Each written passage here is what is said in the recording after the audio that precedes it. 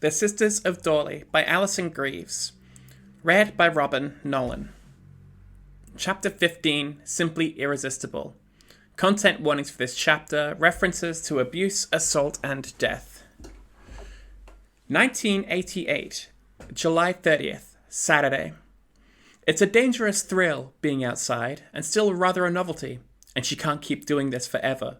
They fixed the rusted lock on the conservatory door, and 2 weeks ago they finally replaced the loose pane in the front hallway. Today she took the back route, slipping out of the window halfway up the rear stairs before dropping onto the water tank. And while she doesn't think anyone saw her, it's very nearly the last escape route she has left, and everyone has an expiry date. Better make tonight count then. At least it gets easier every time. When she first struck out on her own, months ago now, she was so scared she could barely meet the gaze of the girl behind the bar in the student union and had to keep looking away, hiding her face with her fingers. In her case, her recent past was somehow obvious, written on her skin. And it is, in burns and scars and in the very shape of her.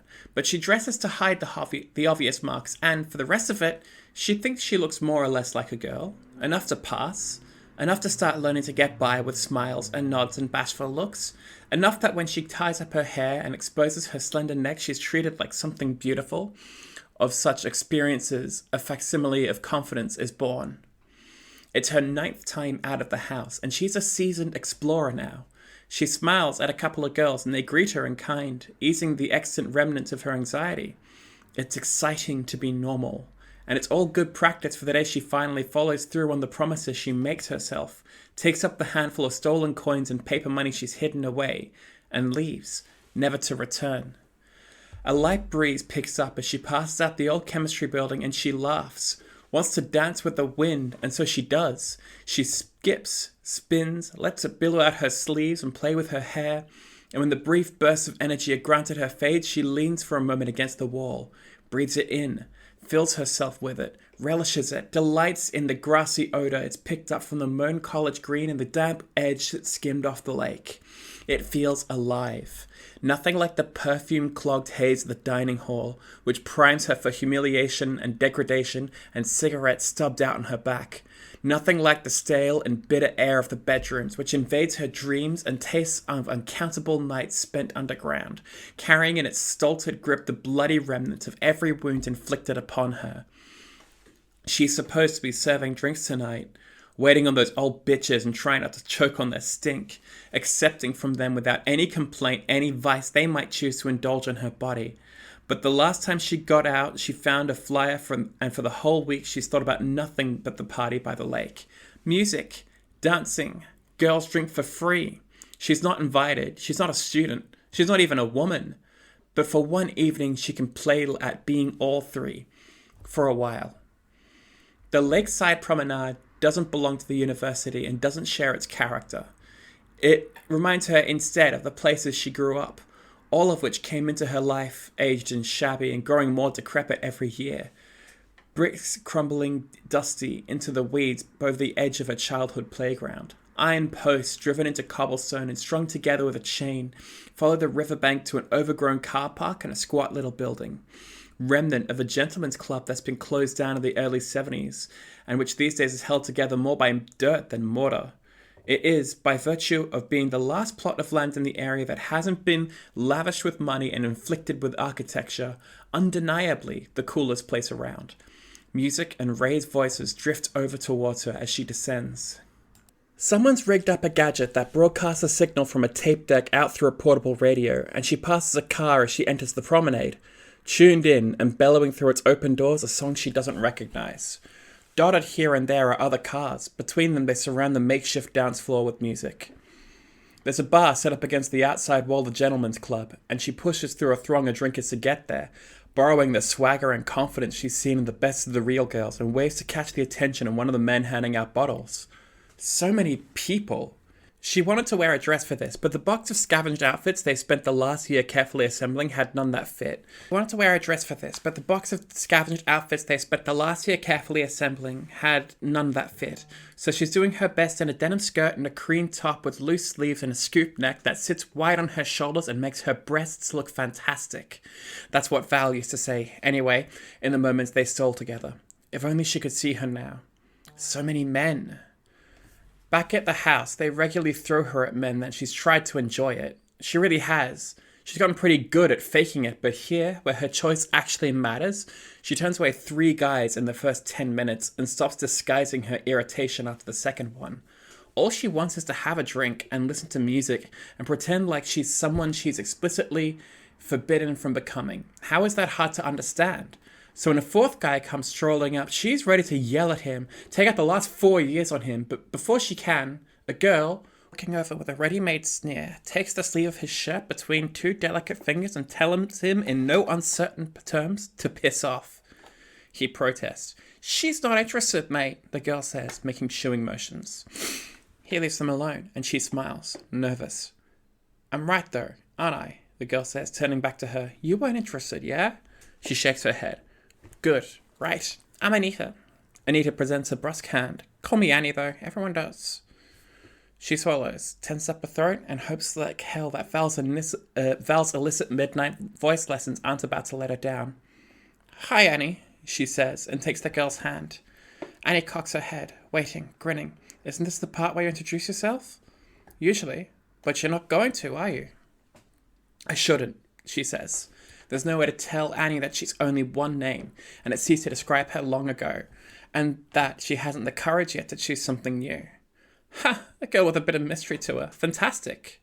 They're still holding hands, and Annie does something that causes her to lose her grip, then grabs her by the wrist instead.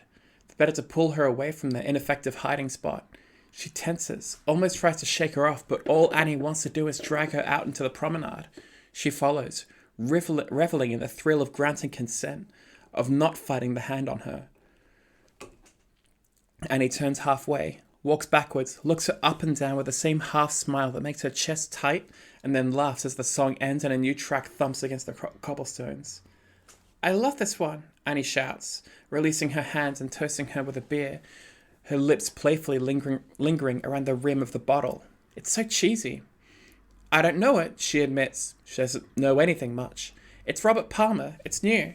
She shrugs, laughing, drains her own beer to the line she's anything but typical, discarding the bottle on the grass at the edge of the promenade, and she skips back to Annie, who greets her with a wicked grin and a hand on her skirt. Simply Irresistible, the song goes, and she takes the cue, leaning in for the kiss that Annie is obviously inviting, and Annie reciprocates, pressing soft against her, nipping lightly at her lip. A group of onlooking men whoop and whistle at them, probably thinking it's a show meant for them, but Annie's tongue is in her mouth. Annie's hand is on her hip, and Annie's low moans confirm to her that it's anything but. It's the first kiss she's chosen in her life. The lyric, she's so fine, there's no telling where the money went, makes her laugh. Makes her giggle hysterically against Annie's lips, because if there's one thing that's been made explicit to her, it's exactly where the money went. When she woke up, almost 2 years ago, in pain from all corners of her body, with dressings cocooning her face. They told her she was beautiful, and they made sure she understood just how much her beauty costs, what each part of her altered body is worth, and how much each donor had contributed. And where once that knowledge made her feel like a possession, she now throws it into the wind with the glee of someone who is, for tonight, free. 2019, November 9th, Saturday. When someone's washing out, they lock all the doors that connect to the cells and they keep it dark. It's tradition, and like many traditions, its origins are a little stupid. 15 years ago, when she was still finding her way, still writing the new rules, a fuse blew on the night of their first failure, blacking out the whole cell wing. And you have to honor traditions in a place like this, no matter how silly, or you'll eventually lose your mind. These days, they leave one light on for the condemned man. The cell wing is completely different now, minimally comfortable with a bed and a toilet in each room, and the girls have been instructed, in all cases but the most severe, to escort the residents to the bathroom every 2 or 3 days to shower. It was rebuilt along with the rest of the underground, a process that took years and required some complicated juggling to keep it operating along with the disruption. But every ounce of effort expended to wipe grandmother's scars from the walls of this place was worth it. She might have done it with her nails, gouged them into illegibility herself if it would have helped. Years since have changed the place as much again. The walls have new marks now, new scars, new relics from a new regime that is, she hopes, only cruel when it has to be. The shudder of glass reminds her why she's here, and she quickens her step, comes face to face with Declan, leaning against the door of his cell, kicking it idly, illuminated ugly by the single light. "Who the fuck are you?" he says. "I'm here to tell you how it ends," she says. 2004, August 8, Sunday. It's difficult, coming back, walking amongst these buildings again, assaulted by memories. But she's older now, more experienced, less easily shaken, and she came in via the new entrance by the lake, one that leads through the parts of the university that had changed the most, one that backs onto the new lecture theatre complex that the students nicknamed the Anthill, one that was built over the demolished remnants of an old gentleman's club and a decaying promenade where she once kissed a beautiful girl. Like all good things back then, it didn't last. Her sponsor caught up with her in the end. Frankie, short for Francis or Francesca or something, she doesn't actually know. And the one time she asked, she got a ringed fist in her mouth for her impertinence. Yanked her out of Anita's arms just as the evening was winding down and dragged her away to the edge of the promenade, forcing her to wave Anita away. Act as if Frankie was just a friend saying hi and not someone likely to lock her underground for a month to teach her a lesson. "David, such a surprise to see you away from home." "That's not my name." "Funny, because I've got your birth certificate. You know what it says on it?" "What do you want?" Frankie leaned in, imitated with impish glee the closeness she'd been enjoying with Annie just moments before, and whispered, "To remind you of what you are, of course." "And what am I?" "You're mine, David. Mine until I say otherwise." I could scream, she hissed back, full of foolish defiance, but tired of being touched and used and claimed and never getting to have a body or a moment that was truly her own. Could shout out for Annie to save me from the pervert molesting me. "Oh, David," Frankie whispered. "David, David, David." Frankie's hands tightened around her hips, fingers digging in. "You don't want to do that, because if you do, I'll pull down your skirt and show them all, including Annie, which of us is the pervert and which is the innocent girl." They could have bulldozed the place twice and it wouldn't have been enough. She takes her time walking the university grounds, calming herself. She's dressed as she prefers these days. Loose trousers, a light jacket over a cami, low heels, hair up, subtle makeup. When she left, she had to learn how to dress, style her hair, and make herself up almost from scratch, like a teenager would. It was hard and humiliating in its own way. She walks with real confidence now. Of all the things she had to learn, later in her life than most, that was by far the hardest. But she's still a little shaken by the approach to Dorley Hall. It's insultingly unchanged. Wearing the years had nothing more than a couple of extra vines, a handful of cracked flagstones, and a double glazing in the entryway. It remains 6 stories of brick monstrosity, mostly empty, a fake finishing school within a school, an aristocratic wart upon an already unpleasantly upper-class university. It backs onto the forest and wears the tree cover like a cloak, under which it hides its worst excesses. The entryway is held open, a concession to the August heat, and she strides up the steps carefully, and she doesn't look down, doesn't let her eyes stray to the spot in the corner where she and Val hugged on Val's last night, gripping each other with the fear and rapture of those who will never meet again. Grief never quite fades. It lingers in the spaces in which it was first forged, and she can't afford today of all days to be weak. She dismisses the memory, dismisses them all. All she needs is the hatred. Deep breath. The kitchen doors slam open in front of her, and a pleasure she thinks she will never forget blooms in her belly when, toast slipping from hands and glasses spilling their contents across the table, grandmother and her assorted cronies look up and face the beginning of the end of the easy lives they've enjoyed. Frankie, at the far end of the table, contorts her face with familiar disgust. Grandmother recovers first. "David," she says, gathering all her wizened bonhomie, "where have you been?" The name doesn't hurt anymore, and as a barb it's pathetic. First on the list of things she expected the old woman to say. No originality to her cruelty. She takes 2 quick steps over to the table, glares at one of grandmother's underlings until she consents to get the hell out of her way and drops her folder, open at the appropriate page onto the table. At the top of the facing document, her name is spelled out in bold, Beatrice Quinn. I'll thank you to call me my name, B says, in my house. 2019, November 9th, Saturday. Grandmother left scars everywhere, not just on the walls of the hall and her other legacies that have been much harder to live with, impossible to cover with concrete. But even those fade with time. B hasn't felt the need to hide her back from her lovers for years, and Maria, who's always been sensitive, started wearing short-sleeved tops a few years ago. And even a swimsuit, once or twice, in Saint's expensively equipped swimming pool.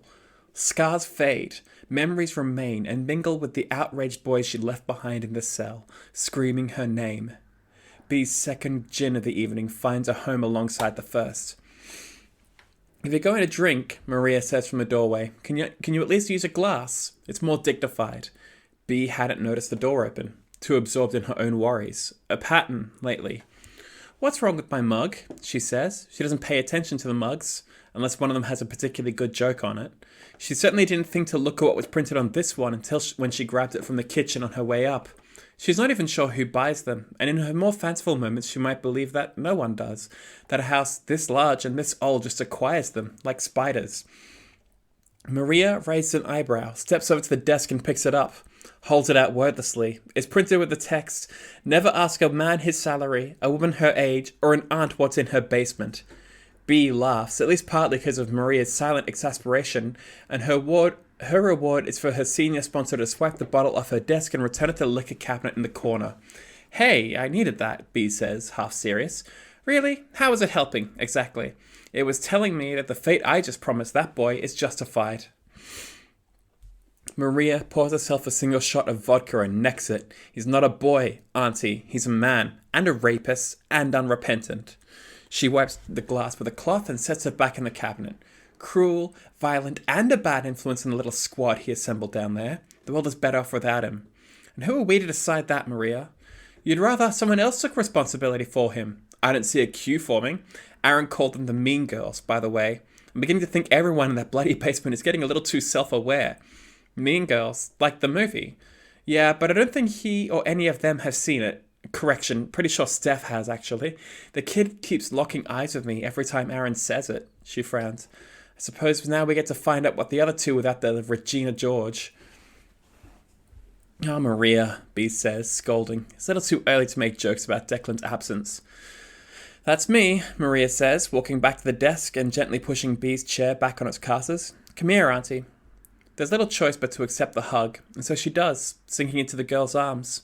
No one here knows her like Maria. No one else can spot when the responsibility is getting to her. Admittedly, nobody else tends to see her drinking gin out of a novelty mug. "My beautiful Maria," she says, "are you okay? Has your supervisor stopped bothering you? Because you know you don't have to bother with this nonsense. We can increase your salary here." "Auntie," Maria says sharply, and punctuates her rebuke with a squeeze to B's ribs. "I'm fine. Just take the hug. You don't have to be in charge all the time, you know." "Fine," B says, hiding her smile and closing her eyes. Eventually, Maria releases her, sits her down, relaxes into the chair on the other side of the desk with a stretch and a moan of discharged discomfort. A long day for both of them. B glances at her phone and is starting to realize it's not even 8 in the evening yet. Considerably more days still to go. A cereal bar and a bottle of water appear suddenly on the desk in front of her, and when she looks up, Maria is dropping her bag onto the floor and swigging from a bottle of her own. B looks at the cereal bar. It has cartoon hazelnuts with faces and full sets of limbs on it. "Eat," Maria says. "You're sponsoring me," B says. "Stop sponsoring me. As soon as you stop wallowing in guilt." B unwraps the cereal bar and takes a bite. "Never," she says, through a mouthful of oats and nuts. 2004, August 8th, Sunday. Grandmother reacts predictably. What is the meaning of this, David? But B, distracted, can't stop staring at the thick age lines around her mouth, as if the woman spent so long contorting herself with a contempt that a sneer etched itself permanently onto her face. "David," Grandmother repeats, banging her mug on the table. "I told you to use my name." "Fine. Beatrice, what's the meaning of this?" B taps a finger on the folder, laid open on the table, sheafed papers spilling out. The meaning, I think you'll find, is spelled out quite clearly on pages 1 through 6 of this document. You can't take the whole away from me, Grandmother snaps, but undermines herself by leaning forward and snatching up the folder. She reads, flips through, and laughs bitterly. This is signed in a fake name. It can't be valid. My identity is watertight, I assure you. Nevertheless, she says, leafing through the papers, Dorley Hall is mine. Actually, it's the property of the Lambert family. Or it was. David, you can't... Beatrice, B snaps, opening a folder of the copies and turning it around to her name, clearly printed atop the first page. It's visible to everyone in the kitchen, including the line of girls standing nervous and confused against the far wall. My name is Beatrice. It's right there. You can read, can't you, Grandmother?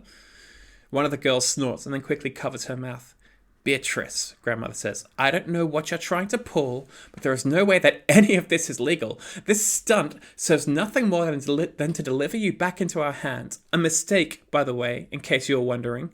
She raises a thumb and middle finger, ready to snap. A gesture that would, 16 years ago, wordlessly require sponsors to step forward and restrain B, prepare her for punishment, but B's ready for this, and drops a hand into her bag as soon as Frankie stands.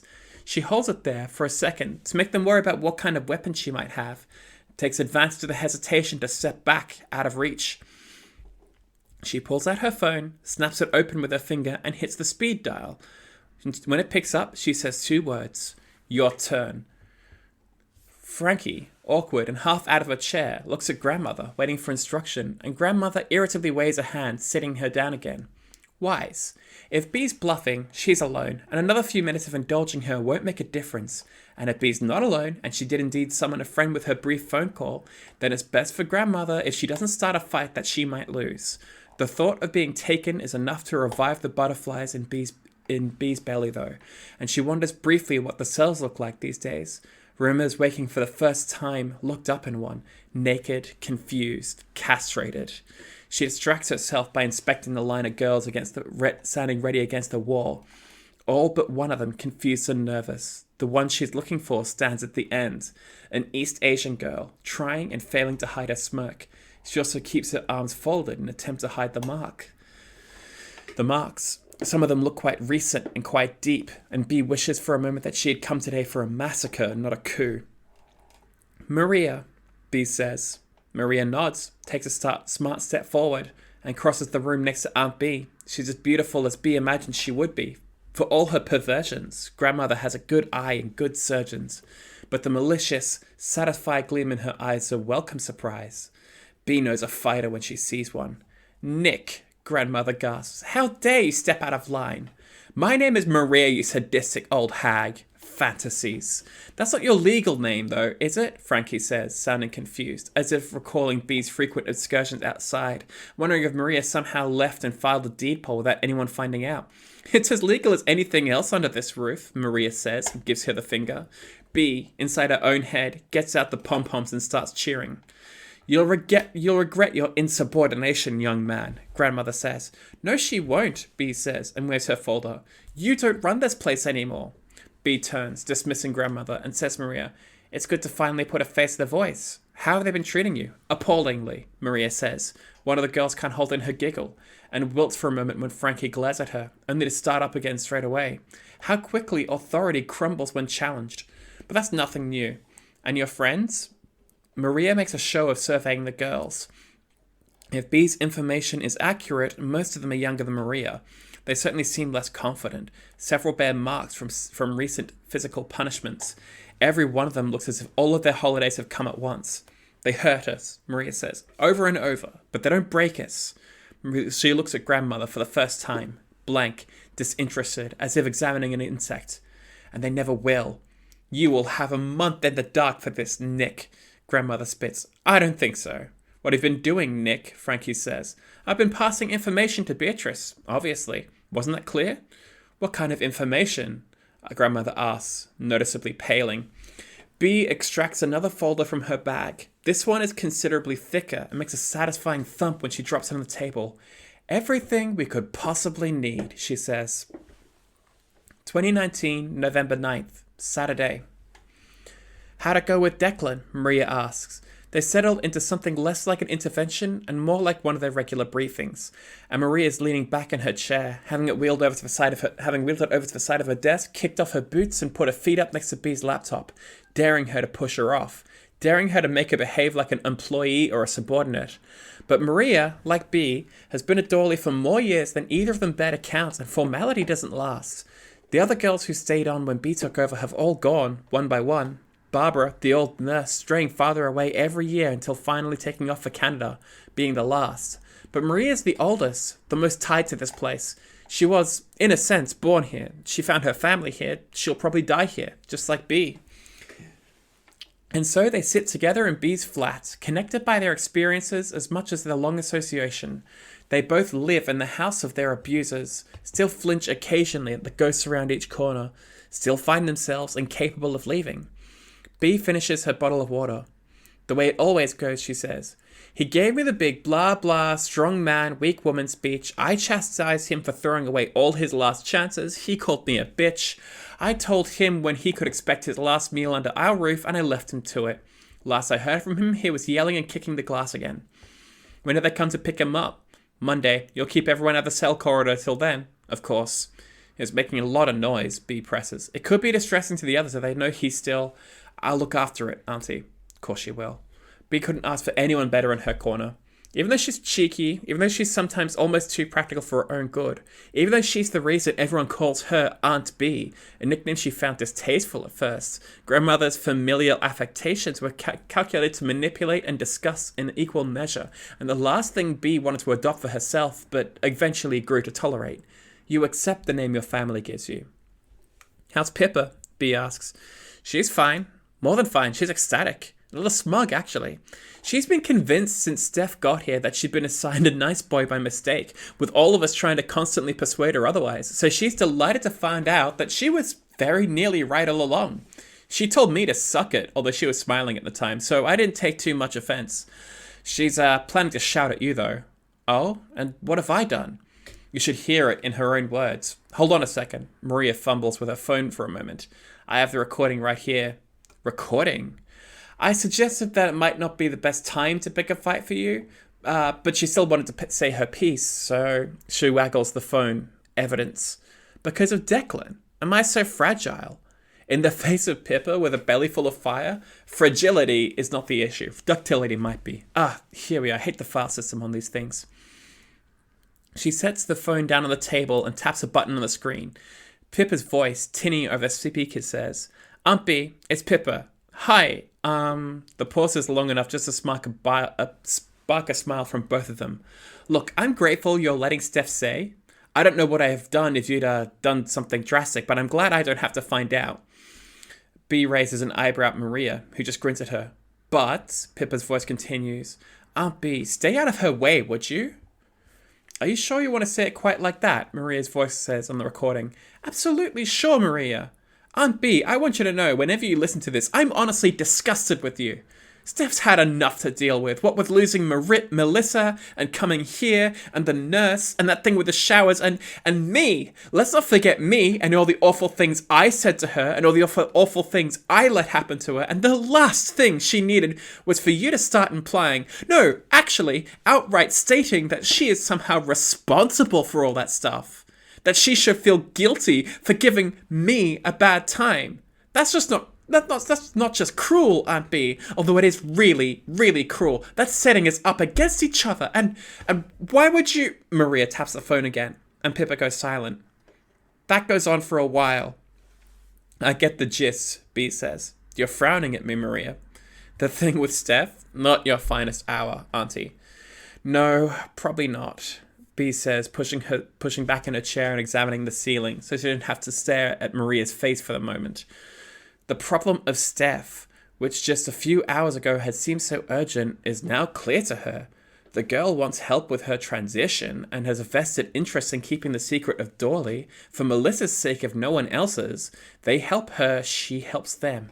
Such an easy equation. But Bee has got too used to manipulating people. Show her someone simple, someone with straightforward and clearly stated needs, and she looks for the lies. Sod it, she says, sitting forward. Pippa gets what she wants, she gets full autonomy, and I'll stay out of the way. As long as they both stick to the rules, I won't stick my oar in. Sound good? Maria nods. Good. You'll keep an eye on them both, yes? Of course. We're not going to tell Melissa, I imagine. I don't think it would be a good idea, Maria says. Not yet, anyway. She was always very attached to Steph. Talked about her all the time. When we tell her we have the girl who was basically her little brother down in the basement being coerced into listening to Taylor Swift medleys, I want that to be in a controlled environment, like defusing a bomb. Maybe with Steph in the room or on WhatsApp or something, so Melissa can see she's okay and that she wants to be here. Strange to have someone using she pronouns after a month. Suppose we'll have to get used to a lot of firsts before the year is out. B laughs. Our first walk-in.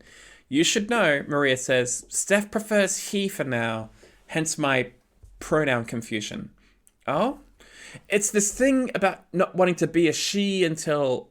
God, I don't even fully understand it. And I've seen the video where she explained it to Pippa. Guilt, self-loathing, etc. Pippa's already decided she's having none of it. Something about showing the girl it's okay to be a girl. Good, Aunt B says. You've got to snip that type of silliness in the bud, and early. Had a lot of experience with trans women, do you? Enough to know that if you give them an inch, they'll steal 10 years from themselves. Well, Pippa's got a real bug up her ass about it, so she probably agrees with you. Maria brushes the back of her hand against her forehead as if warding off a headache. She had a whole thing up on the roof. I told her I'd defer to her judgment. It's almost as if she's trying to beat Vicky's record for the fastest self-claimed she pronoun. She giggles and says, in a voice that suggests that B would know what she's talking about, Awesome, girls done quick. I'm sure that's very funny, but I don't get the reference. It's a speed running joke. Speed running, as in like exercise? Where's Christine when you need her? The worst thing for B about surrounding herself with millennials and Zoomers is they'll be outright incomprehensible and then act as if she's terribly old and out of touch when she surreptitiously has to Google new terminology under the table. Actually, she says, putting the joke out of her mind. What about Christine? What did she say? She's thinking about it. Think she'll accept? She likes the idea of you paying her. Did you tell her the money comes from a trust? No, Maria says. I think it helps her to imagine it being dragged reluctantly from your pockets every month. I think the image will help her to accept. When did I become such an ogre, Maria? Somewhere around 2005, Auntie. Brat. Harridan. Tell me, why didn't we think of the letter thing before? The letter thing? The idea that Christine cooked up with Steph to pretend the girl in this case, has run off to soul search and make a nuisance of themselves on another country. Maria shrugs. We can't exactly use it often. Once every few years at most. More men fall drunkenly into freezing lakes than spontaneously go backpacking. Still, put it in the handbook. Save it for the ones with the close familiar relationships. A lever, Maria says, nodding. It's a risky maneuver, though. You've always said, and it's always been borne out by my observations, that they have to be completely removed from their old support networks, that the complete isolation is part of what makes it work. She has a way of repeating B's own instructions back to her, phrased to make them both sound like terrible people. I think, B says slowly, that hope can be similarly powerful. For the right boy, from time to time. Fair enough. Oh, and I thought we'd do the all hands tomorrow at lunch. Get the second year girls to cook, lure everyone in with a promise of free food and wine, and then hit him with the news just as they're getting sleepy. You're planning to tell the second years too? Yes. I wasn't going to send them away for a meal they just cooked. You don't think that will erode their trust in us? We locked up a genuine trans girl, closeted but fully aware and actively exploring our facilities, and it took us a month to notice. Maria counts on her fingers. 1, they'll find out sooner or later, and it's better to come from us and not rumor. 2, don't forget, the kids come in knowing more gender terminology than ever been coined back in my day. We just tell them she's both an egg and an idiot, and they'll understand. And 3, it was Christine who brought her in, and Christine who helped hide her from us, and the second years love Christine. They do? B laughs. They beat us to it then. Do you ever wonder if you're getting old and slow? No, Maria says, with so much certainty that she forces a smirk out of Maria. Admittedly, not a difficult thing to do. I'm as canny and alert as I ever was. Of course. Why do the second years love Christine so much? Remember the thing with Faye's sponsor and her inappropriate rage outs? It was Christine who calmed Faye down and Christine who brought the matter to you. Of course, B remembers. Maybe I am getting old. Hell, Christine even roped Paige into getting Faye all dressed up. Arguably helped actualize Faye's gender. Why isn't she a sponsor already? She'd never do it. Getting her to run our tech is hard enough of a sell. True. And it's good to see her becoming close with Paige again. Roping her into things, sitting together at breakfast. Close. Auntie, they're together. Really? Yes. Maria says, sounding wistful.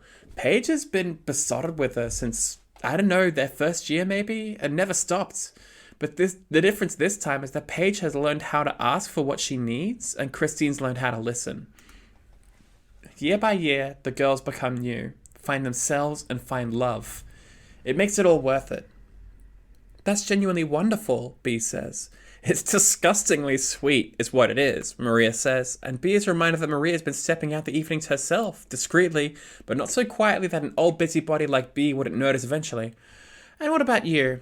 I've seen you a lot with Edie lately. How is she? Maria, as always, deflects. Disgustingly sweet.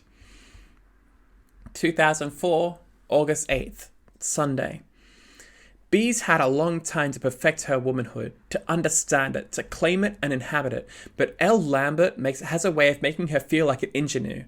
Her heels announce her presence, crisply clicking on the flagstones outside, and by the time she reaches the kitchen doors, Barb, another of Maria's circle, who adopted the rather old-fashioned name Barbara with an enthusiasm entirely familiar to Bee, has already stepped smartly forward to let her in, as if she's royalty, and the abused girls of Dorley are her retinue. Elle steps elegantly through the door and smiles at the girl, inspiring in Barb a blush that Bee thinks could probably cook an egg, and hands her a shopping bag. Gifts for the girls, Elle says to her, and Barb rushes back to the women standing by the wall, who all look in equal parts delighted and scandalized. Thank you, ma'am, Barb says, and the other girls rifle through and pull out tops, skirts, shoes. She performs an exaggerated curtsy, which earns her a glare from Frankie, but no one else but B seems to notice. Please, call me Elle. Elle steps forward and deposits a portable hard drive on the kitchen table. She's shorter than B and the younger Dorley graduates, shorter even than grandmother and most of her people too. But she commands the room effortlessly, with a manner that belies her 25 years and which B, despite being over a decade her senior, has been trying to emulate since the day they met. She's pale and subtly made up, and for her rich, thick waves of dark hair break on her shoulders of a suit worth enough, in B's judgment, to feed a family of 4 for a year.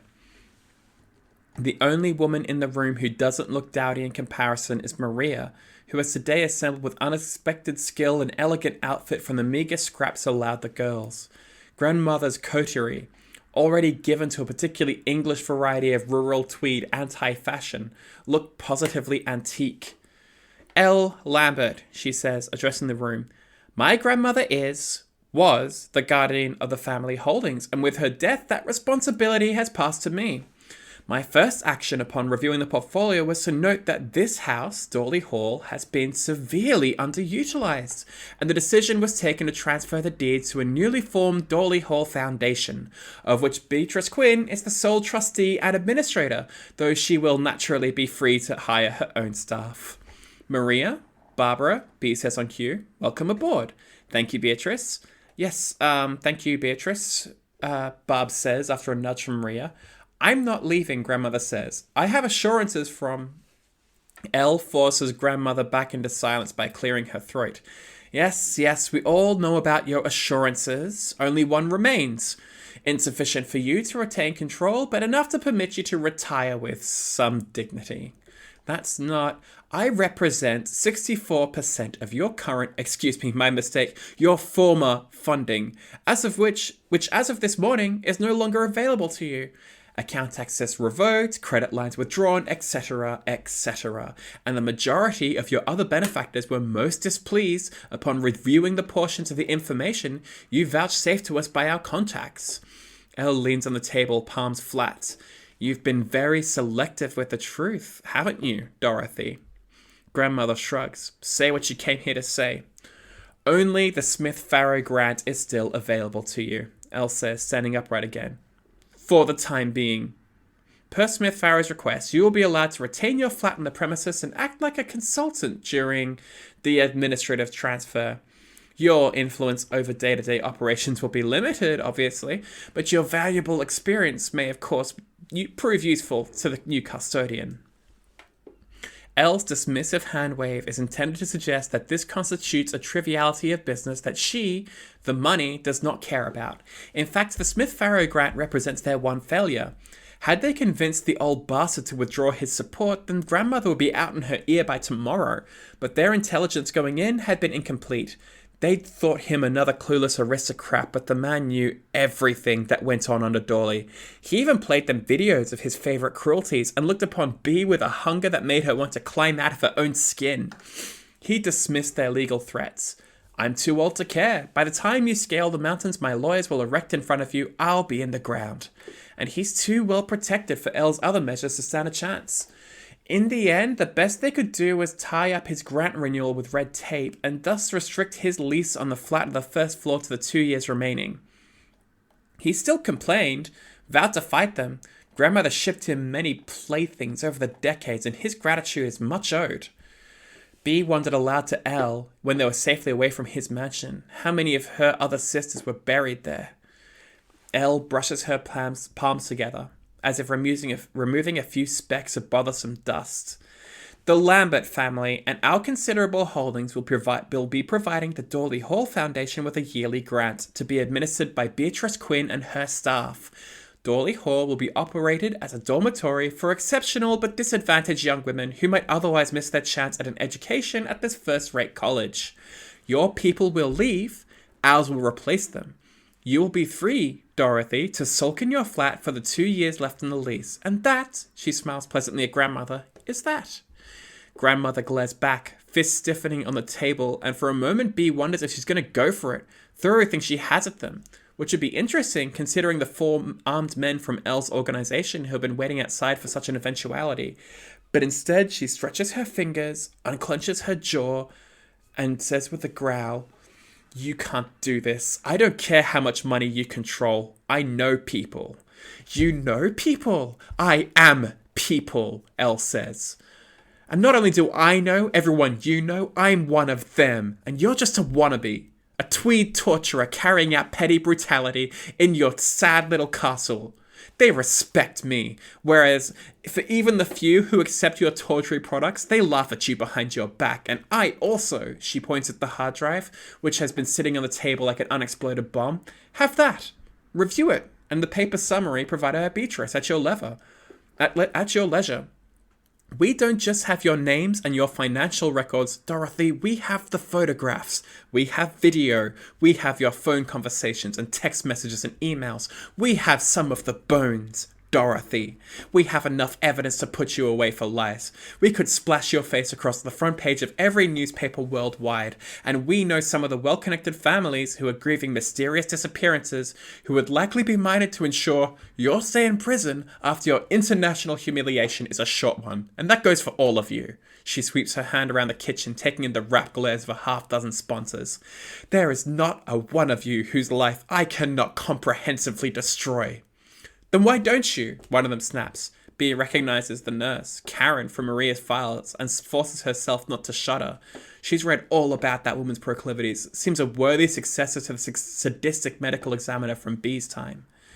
Because that is our bargain, Elle says. You are free to leave, return to your lives, or squat in your flat on the premises until the lease expires if that is what you prefer, and you never breathe a word about Dorley Hall to anyone outside these walls, and you will die old and free. But if just one of you makes a move against us, she taps a nail on the hard drive. You still haven't explained why, Grandmother says. Elle steps back and places herself by Bea's side, brushes her back of her hand against Bea's. Encouragement.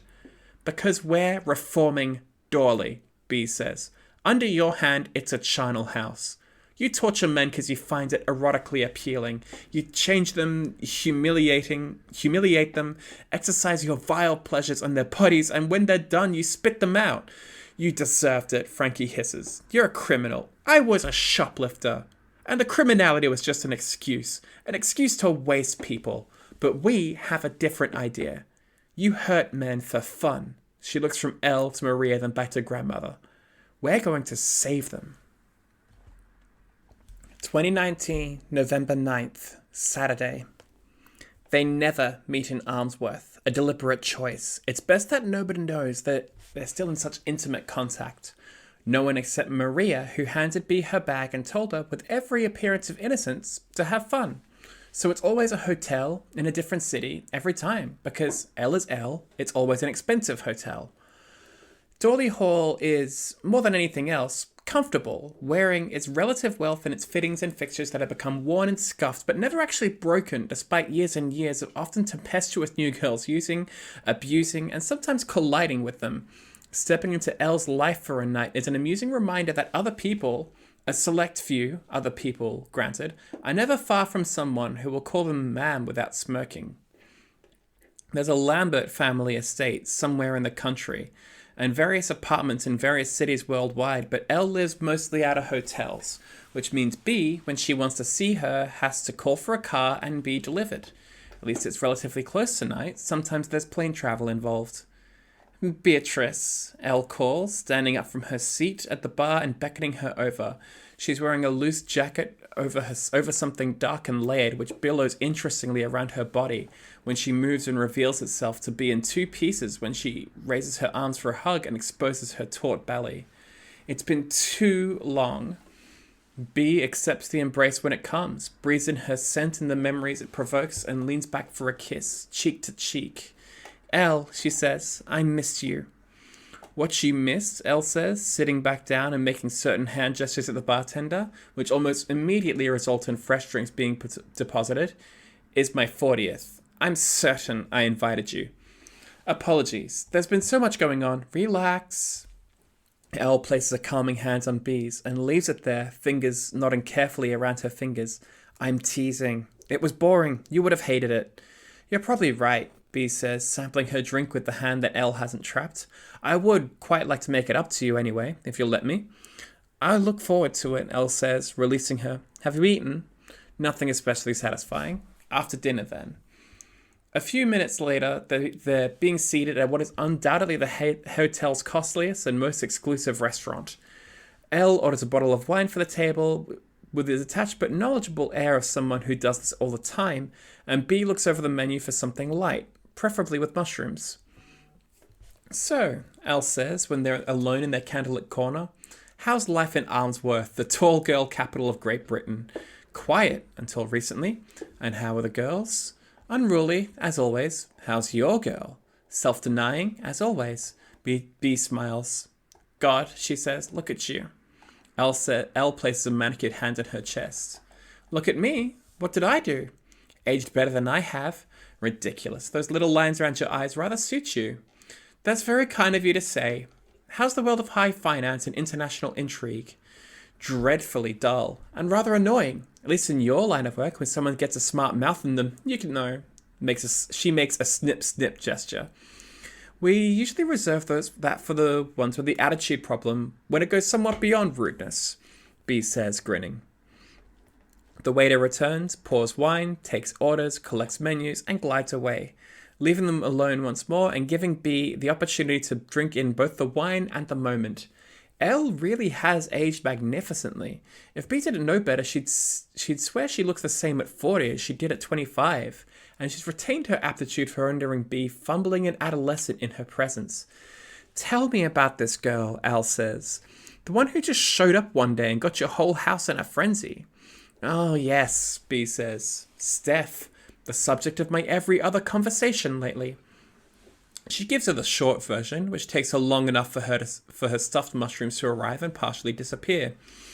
Throughout the tale, Elle looks on, fascinated, indulgent, offering comments here and there, but content for the most part to let Bea talk. She asks to see a picture.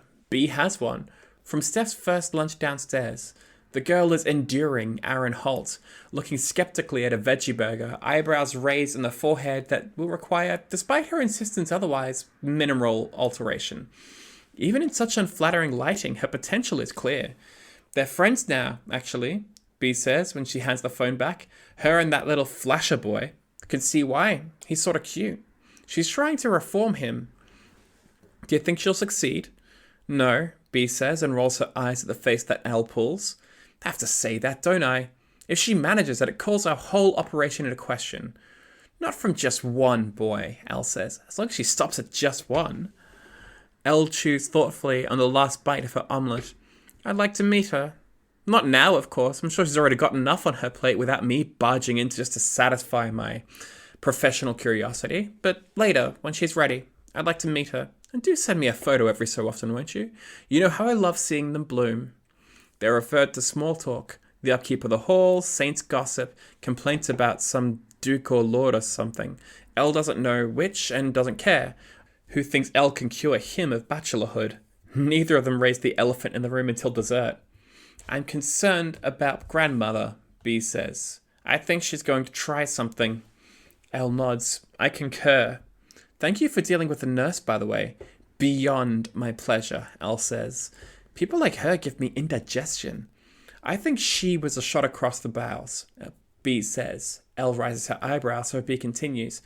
I think grandmother persuaded the nurse to disregard her obligations. A little reminder, I'm still out here and I'm still watching you. I imagine Karen was only too eager to agree. Bet she jumped at the chance to have a little old-time fun with the residents. I suspect grandmother either downplayed the consequences for her or overestimated her own hand. Do you think Dorothy will leave it at that when she's made to understand what happened to the nurse? I love to believe she'll go gentle into that good night, but you know her better than I. Honestly, I don't know. B chews thoughtfully on her cheesecake. It is distractingly excellent. If she's dying, we can't rule out her pulling the ripcord and taking us down with her. Flooding the internet with information or sending it to the papers. You know what the bloody climate is like in this country right now? Having what we do exposed, it'd be like turf Christmas, and she knows it. That bloody Frost woman will burst a blood vessel from excitement, and going to prison will be traumatic enough without having to see her smugly pontificating on breakfast TV. Exposing us, exposes all of her associates too, Elle says. She doesn't care for them much, judging by her stunt with a nurse. I think she'd happily see them all jailed or dead or bloody dismembered if it means seeing us suffer too. Elle nods. I'll put someone on it. A full investigation. She's got to be reaching the end of her funds by now and all her old patrons are long dead. We might even be able to... Magnificent, thank you. B manages not to be startled by the sudden waiter and mumbles something to support L's effusive praise of the food, the service, the decor, the ambience. L gives her a significant look and another nod, which B reads as confirmation that she will have one of her mysterious people, the same people who made Nurse Karen Turner disappear, attempt a similar trick on grandmother, and the subject does not come up again. At L's door, the elevator leading to the penthouse suite, naturally, B fights against the temptation and, as always, loses. So when the doors open and B doesn't step away, L nods, drags her by the lapel of her blouse into the lift and presses the appropriate button with an elbow. Because as soon as the doors close, she needs all hands available to start removing B's clothes.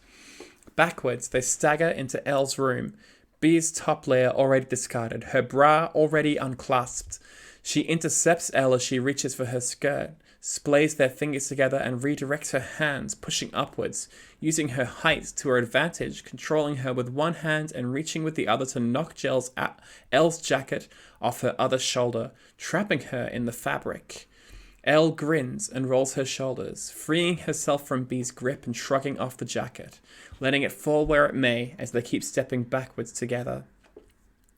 The lamps are automatically lighting themselves as they move around the suite, illuminating Elle from below, sharpening her features and making her grim seem demonic as she takes control again, slipping her hands inside B's skirt and pushing it down, causing them both to trip, landing, laughing shoulder to shoulder, on the bed and in the middle of the suite. Floor-to-ceiling windows surround them on three sides, and the skylight spans half the ceiling above them, and for a moment B feels the old terror of being seen, of being discovered, compromised and near naked and deserving of punishment. before she realizes that the building is the tallest one around. The only thing watching them are the stars. Elle, still mostly clothed, lunges for her, and B grabs her instead, runs her fingers up her arms to her top, lifts it over her head in one movement, and then finally, they're almost equal. Elle relents, kisses her quickly on the lips, and stands to drop her skirt to the ground and step out of her boots. B rolls onto her back, looks up at her, resplendent, half in lamplight, half in moonlight. Elle matches her appreciative smile and steps back once more, the better to give B a view as she reaches behind herself and unhooks her bra. The bed is in a small, stepped depression, the centerpiece of the room, so when B stands up from the bed and reaches forward to embrace her, to push her back up and up another step, their faces are near level, a novelty and clearly a delight to Elle, who laughs and throws her arms around B's neck, leaning forward to close the space between them as B puts one leg up on the bottom step, ready to steady Elle and to anchor herself. Elle's fingers dance across B's back, around her waist, across her belly, and then she pulls closer, dives her fingers into B's underwear and begins to slowly massage her, assaulting her equilibrium with every slow pulse until she falls back again, back onto the mattress, and Elle falls with her. "You're glorious, Beatrice," Elle breathes, twitching her fingers, coaxing from B a moan that ends only when she kisses her. B, caught in the rhythm, begins moving her hips in time until the pressure that starts at Elle's fingers and ends at the tip of every nerve is provided by both of them, as one, a single organism with a single purpose. Elle kisses her again, finding her collarbone, her neck, her jaw, her chin, her mouth. When B opens her eyes, her memory returns. The memory of her first kiss, back before when she was free, under a different night sky, in a place that no longer exists, as a person who no longer exists. And she revels in it, exults in it, and laughs against Elle's lips. Simply irresistible, B whispers, a 30-year-old echo, and kisses her harder still. End of chapter 15.